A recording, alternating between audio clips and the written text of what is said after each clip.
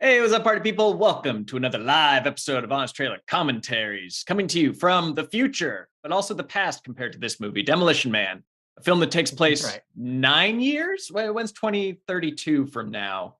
I can't do math. Yeah, about 9 years. 9 years. 9 years from now, and boy, are we there already. Hello, Lon. Hello, Danielle. We're gonna watch a trailer today. We're gonna take your comments and questions, so put those in the chat and show you some deleted scenes, and then tease you with next week's episode. This is a fun one, mostly seashell related, but there's other things to say about the film. I think this movie's still great. What do you guys think? I love this movie. All this did was to remind me that I didn't own a version of this movie. And so then I went and bought a version of this movie and it made me really happy. Yeah, this one is one of my favorites. It's, it's got that the glorious early 90s trying to be the future and decide what that is. And what that usually just means is like metal. But yeah, no, it's fantastic. Stallone is incredibly amazingly charming in this. Like they really amped up his charmingness. This is basically just 2.5 hours of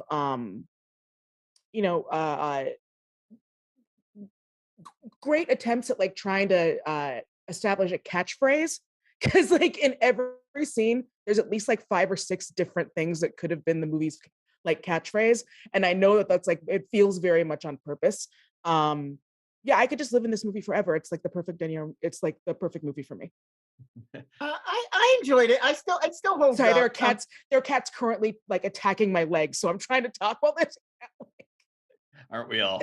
Yeah. Lon, what'd you think? Yeah, I enjoyed it. I think it still holds up. I don't know. The one thing I felt like coming in as a modern viewer that it's been a while since I've watched it is we were constantly in this cycle of PC cult, progressives or liberals come along and introduce some new cultural thing that makes people upset. And then we've got the regressive cycle of oh, everything's too woke, everything's too PC. And it's just this endless cycle. And I don't really think about it that way, but this movie really, because it's from the 90s run of everything's too PC and you can't be a real man anymore. And we're not allowed to make jokes anymore. And it's just we're back in another one of those cycles again. And it's just it's exhausting to watch something that's 30 years old and people are doing the exact same cultural critique that they're doing right now and pretending that it's somehow relevant. This is the equivalent of a comedy album called Triggered, where a guy's standing on the cover, it's just that again. And sure, okay. And the thing is, I don't mean this to be Demolition Man sucks, because it doesn't. It's funny, it's clever. Stallone and Bullock and Snipes are all bring in 10,000%. This is among my favorite performances from all three of them. So I really like the movie, but it did kind of put me in this mindset of wow, we're just never going to get away from this endless pendulum swing of hey, you know what? It would be nice not to use this slur anymore. Oh, I'm not allowed to make a joke ever again. It's just, we're endlessly going to go back and forth forever. It does kind of remind me of that period in the mid 90s Comedy Central, where all they played was reruns of PCU. Exactly. That's reminded. The part that super drove it home, Dennis Leary, who plays the disaffected guy who leads the sewer people and protests against the fake utopia. He has a rant that's obviously, it was in the 90s, a Dennis Leary bit. That's what his comedy was, where he was the chain smoking, let me tell you something, I'm going to tell you something else, I'm going to give it to you, but it's so every angry YouTube dude today. It's not substantially different from any of the anti-wokesters today. Sure. And I guess the reason it didn't bother me, I guess, as much is because to me, every film of that era has that same ethos and is coming from that same political background of the cops are too chicken. We need a bigger cop to shoot everyone and to finally have the guts to kill more people. And it's that's the driving force behind Cobra, behind every Stallone movie save for maybe Rocky, where he's more of an underdog, or an everyman. But No, it's but I mean, always it's about less that stuff. we but need it's a more bad the, enough dude. Like ninjas have kidnapped the president. We need a bad enough dude to rescue them. Well, but it's less that stuff, but it's more the like getting fined for saying ass, or you're not allowed to eat a burger anymore, or like, oh, they made society so neat and clean and tidy that I can't be a real man anymore. Like you've outlawed authenticity, and it's like that side. Fair enough. Oh, hi, Mikołaj. All right, let's roll into our honest trailer for Demolition Man.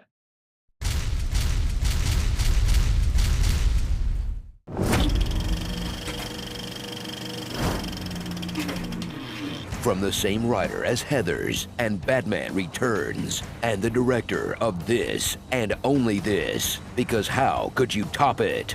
Comes Sylvester Stallone's best dystopian. I didn't correct this in the trailer because the joke plays better. He did technically make one other mainstream studio film. Oh, he did? Yeah, Which Excess Baggage. I had noted this in the original note. He also made 1997's Excess Baggage before retiring permanently. I'm not familiar with that. With Alicia Silverstone and Benicio del Toro.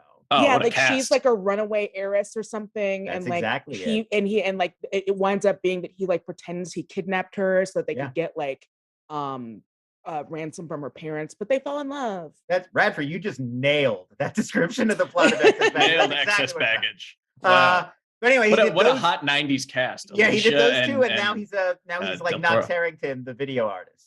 Yes, exactly. It's great. All right, keep going. Action comedy since the one that started his career. Italian Stallion. Rated X. Demolition Man. Travel to the 2030s, a conservative's dream of the future liberals want. You are an incredibly sensitive man who inspires joy feelings in all those around you. Sylvester Stallone is the Demolition Man. John Spartan, an LA cop with a reputation for blowing things up. Like I said, an LA cop. LAPD Chief Michael Moore said sorry for the botched detonation. When he's sent to cryo prison for a crime he did commit, the future will turn to this unfrozen caveman detective to bring his rival to justice. Because in the ironclad logic of movies, it takes crazy to fight crazy. Send a maniac to catch one. Simon Phoenix is an old-fashioned criminal. We need an old-fashioned cop. I'm not sure he's any different than Simon Phoenix himself. Send a maniac to catch me. Hey, you used that one already. Wesley Snipes is Simon Phoenix. What the is that thing? You are fined 1 credit for a violation of the verbal morality statute. I can't say What about Holy you two would fit right in Demolition Man. So pause. I heard that here's the new algorithm is like you can curse after a certain amount of time. It's like the first 90 seconds, right? I think it's 90. Oh, I didn't think it was that high. I probably should have checked. I thought that's what I read, that it's the first 90 seconds of the video. If you curse it then you're a bad person. But if you wait till 2.5 minutes, then you're fine. That's great. So yeah, the kids have gone to bed. The AI or whatever, it's gonna. The kids have lost their attention span so short they just click away after 90 seconds. Yeah, 90. They can't hang. Okay, got it. So yeah, now we can. I felt like enough time had passed that we could start cursing. And who knows? That's the thing, is it changes all the time. People are like, why did you bleep this? Why did you bleep that? Because like, why, if they flag it for language, then it doesn't get recommended to anybody. That's why. So whoops. So we'll just bleep everything that you couldn't say in a these days a G movie. Like we can PG-13 gets an F-bomb. So we got to keep it G here. Keep it G. That's the new slogan for Honest. We are the top Gs. I hear the position of top G is open, so we'd like to submit submit our application. As the most alpha male of the trio, I would like to submit mine first. For top G. Yeah. Hi, Danielle for top G. America's Next Top G. Yeah, you will not be the top G. Please move out of the G house. Hand in your gi and yellow belt. Yes. Yeah. And your fake Rolex. Yeah. Okay, keep going. Wesley Blade Trinity Snipes is Simon Phoenix, a superpowered terrorist so over the top, he gave Dennis Rodman whatever his whole deal was. Dennis goes to San Antonio And then Demolition Man comes out and he changes his hair color. Did you know they offered the role to Jackie Chan first? That would have been different. No, I don't like it. Also, never play that clip again. So pause. I'd totally forgotten about that beat. It's out of nowhere. I mean, not out of nowhere, but he's. I mean, it seems wildly crazy. unnecessary. Yeah. To defend Wesley Snipes momentarily, like obviously the instruction for the entire film is just you're a cartoon character, be super crazy the whole time. So when you're just being crazy all the time, who knows what's going to come out? And it's the early 90s. But yeah, today I think we would have probably not included that. I can't really fathom. I mean, he's such a good foil and great part of this movie. But like, I also think a Jackie Chan version of Demolition Man would be amazing. Although there's no way Stallone could hang in like a martial arts format, right? It feels more like Jackie Chan would be the Demolition Man, right? Like, why he would be the John Spartan character, not the Simon Phoenix character to me. Like, I don't know. I'm trying to think, has he done any big, maybe in his overseas stuff, but has he ever done like a big villain role in like a major film? But certainly not like a crazy maniacal villain. Yeah. Yeah, like that's the part that would be missing. I want to say that maybe in one of the musicals he did, he was like the bad guy, but I guess that probably doesn't count. He probably has been the bad guy in at least one or two sort of I think in Who Am I, maybe he found out that he was a bad guy before he forgot Who Am I. He's always the good guy in those movies. Like in those classic Jackie Chan movies, he's the super cop, you know. Yeah, it's a police story. All right, keep going. Sandra Bullock shines in a breakthrough role as Huxley. She's an adorable little sociopath. We're doing battle with that strangely weapon scrap in those roundhouse. Huxley, look, this isn't the Wild West, okay? Hurting people's not a good thing. Who learned all of her English from watching porn. You really licked his ass. Let's go blow this guy. And Dennis Leary So steals pause. the show. Who else thought that? I forgot that this scene existed in the movie. Where he talks about his daughter being unfrozen and he's going to go visit her, but he doesn't want to. There was going to be a subplot about the daughter, I think. That was going to be Hux. Do we think that was going to be Sandra Bullock? I don't think it was, because I know we had talked about that like it seems like they're leaning into she's going to be his daughter. He's going to discover she was his daughter after all. But no, I think there was another version of the script where they just explored that more, like he tried to meet back up with his daughter. And then they were like, this is too dramatic. It's just kind of like not the vibe that the movie ended up being. Yeah. But it could have been her. Yeah, the movie where Wesley Snipes is just doing a black version of Duke Nukem. Isn't you want Yeah, they're like, this is a weird fit to do a gentle father-daughter. But do it in like a fun, I'm thinking it's more like the end of Grease where, Sandra shows up at the end, but in like, the full leathers. And she's like, I'm 80s now. Could be. Could work. And it's room for a sequel. God damn it. I'm sorry to say, but the search for Spartan's daughter is definitely, don't make it gritty. Just don't make it gritty. All right. Anyways, we'll talk about that later. Keep going. As every bumper sticker on the back of a lifted pickup truck in a Bass Pro Shop parking lot. I want to eat bacon and butter and buckets of cheese, okay? I want to smoke a Cuban cigar the size of Cincinnati in the non-smoking section. I want to run through the streets naked with green jello all over my body. Yeah, this guy is definitely not vaxxed, even after AIDS got its own multiverse. After AIDS, there was NRS. After NRS, there was UBT. So travel to a horrifying vision of the future. Not because it's oppressive. That's every dystopia. Nope, because everyone is basic. The dogs kids love to buy. In one of the few R-rated action sci-fi films that's remembered more for its clever writing than its shootouts. But kids today will never understand the significance of this movie. Just like my ex-wife will never understand the significance of the John Spartan mannequin I bought from a Planet Hollywood estate sale. It's beautiful. Starring Time Cop, Blade Runner 2032, She Smells Seashells, L. Ron Dullard, I Want Him Found, Not Tomorrow, Not After Breakfast, Now, Law and Order, San Angeles, Dennis the Menace, Bob the Minion, and Netflix executives. Jeffrey Dahmer? I love that guy! Jacked to the Future. All right. Damn 3 seashells. Pause. Work. We're gonna talk seashells. I think that if anybody has their own alternative seashell theory, now's the time to put it in the chat, and we'll talk about those after we while we play our speculation. So go ahead and play it. Yeah. Oh, you can run our Damn, thing. Yeah. 3 seashells didn't work.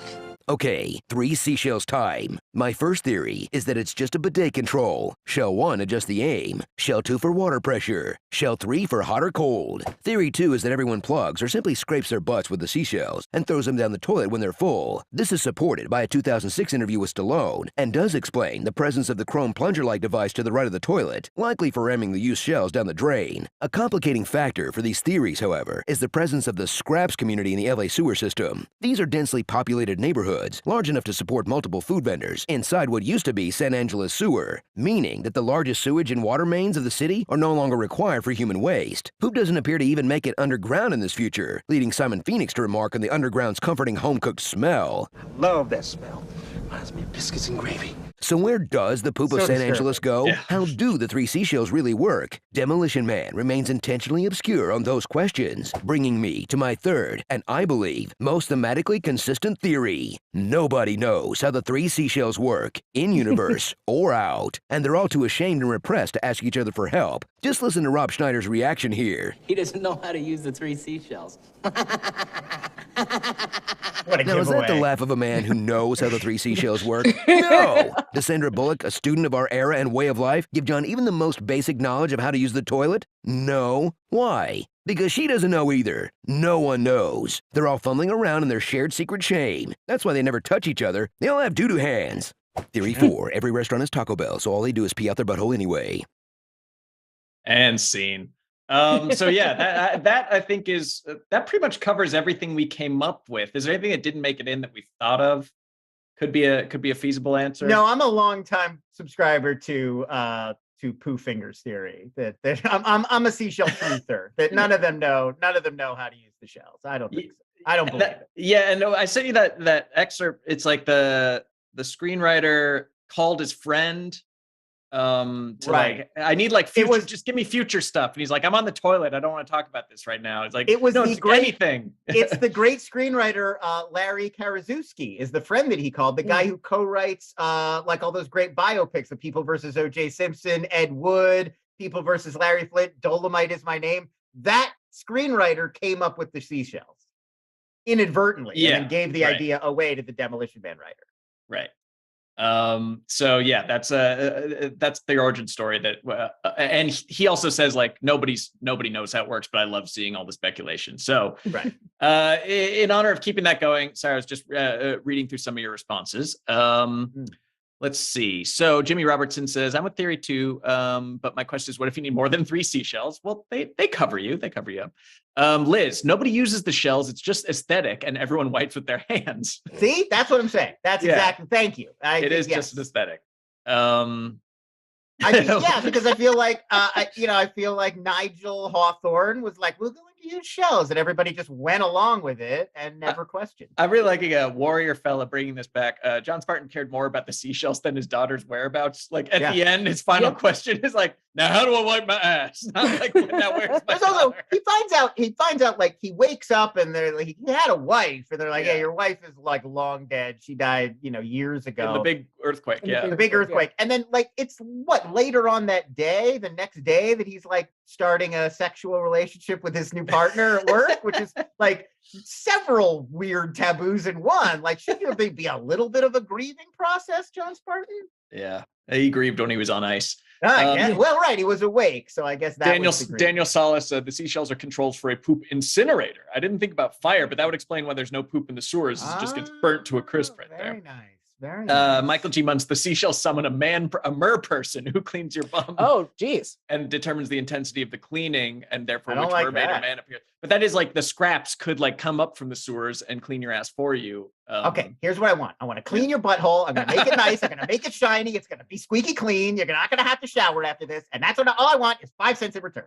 Yeah. It just that doesn't feel very good consent-wise, though. I don't want to like lots of disturbing elements. Yeah.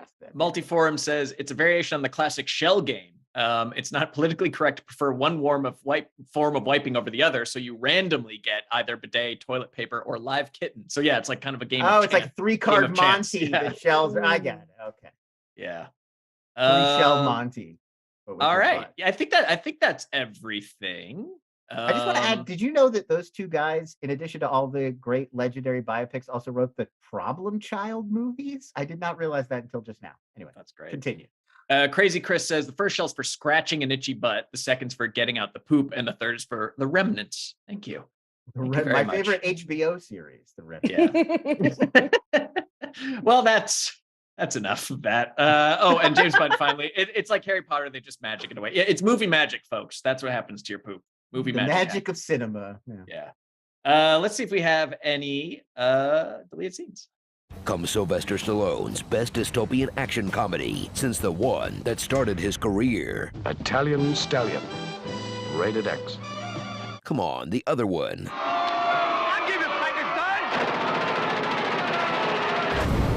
Demolition Man.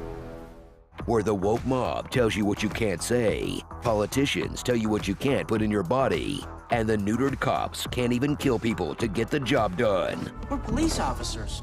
We're not trained to handle this kind of violence.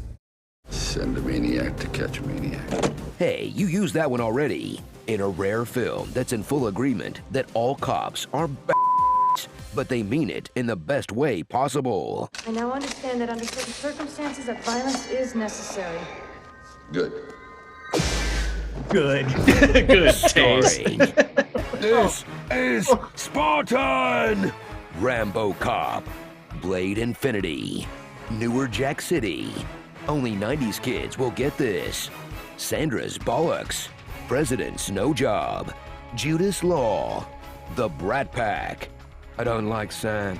Shaggy, Hobo with a flare pistol, Grand Theft Auto, The PC Police, White Man Time Jump, The Warden of the Phoenix, Grudge Dread.